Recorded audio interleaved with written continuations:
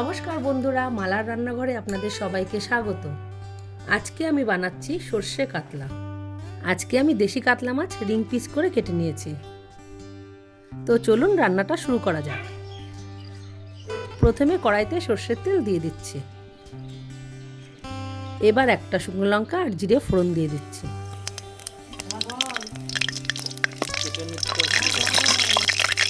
এক চামচ মতো পেঁয়াজ বাটা দিলাম। লবণ, হলুদ আর কাঁচা লঙ্কা দিয়ে সর্ষে বেটে রেখেছিলাম সেটা দিয়ে দিলাম। এই রান্নাটা হতে একদম কম সময় লাগে। এবার মাছগুলো সব দিয়ে দিচ্ছি। মাছটা আমি কাঁচাই রান্না করব।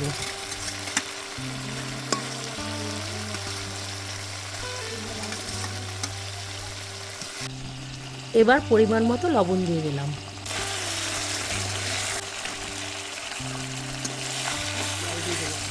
মাছগুলো একটু উল্টে পাল্টে নিয়ে এবার জল দিয়ে দিলাম।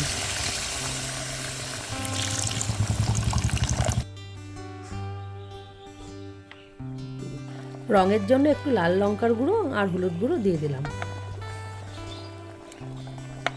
আমার ভিডিওগুলো আপনাদের ভালো লাগলে লাইক, কমেন্ট, শেয়ার করতে ভুলবেন না।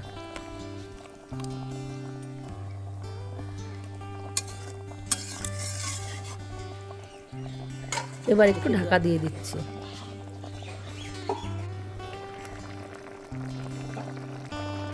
রান্নাটা প্রায় হয়ে এসেছে। এবার দুটো চেরা কাঁচা লঙ্কা দিয়ে দিলাম। একটু ধনিয়া পাতা কুচি দিয়ে দিচ্ছি।